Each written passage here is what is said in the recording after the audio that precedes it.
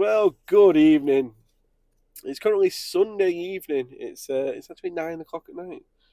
I was just emptying some stuff out of the van. Right, so I probably have a bit of explaining to do. Dave, if you've seen his video, mentioned that I broke down. I did. So Vanessa here, um, broke down. Yeah, on Thursday. So um, the week had been all right. It'd been a decent week. I'd worked Monday, Wednesday, and Thursday. And Thursday, I done a small job in the morning, and then I picked up for a job down to Southampton. And then I had two jobs lined up for Friday. I had jobs lined up for Monday, jobs lined up for Tuesday, and I was actually in a really, really good mood.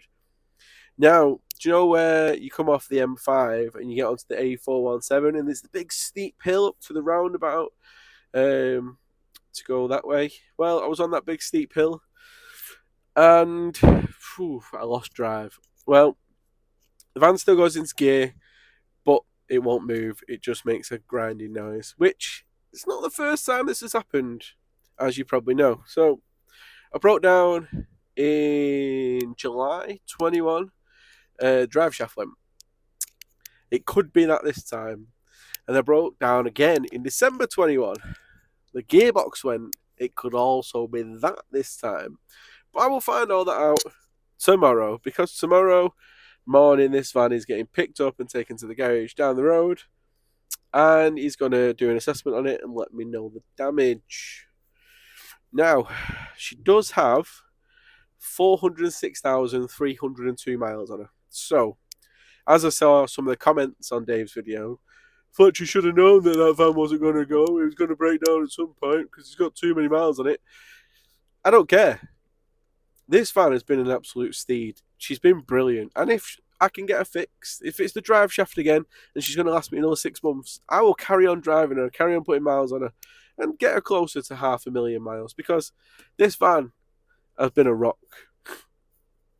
And buying a brand new van at the minute is a hella big expense. It's like 80% more expensive to buy one now than it is in 2018 when I bought this one. So yeah. So there was also a comment about that, saying that somebody buys a new van every 80,000 miles. Mate, you are wasting your time, because all you're doing is buying an expensive van, losing all the profit in it, and then selling it on to somebody who's going to get a load of miles out of it. Stupid, stupid. So, what the plan is? So the plan is wait for tomorrow. Tomorrow I'll know if it's the drive shaft, the gearbox, or something completely different, unexpected. If you don't know, the engine's running now. It's running fine. It's always the gearbox or drive shaft I've always had issues with this one. So if it's the drive shaft, brilliant. It's going to get fixed, and it'll probably do me another 6 months until the gearbox will go. If it is the gearbox, again, I think it's going to be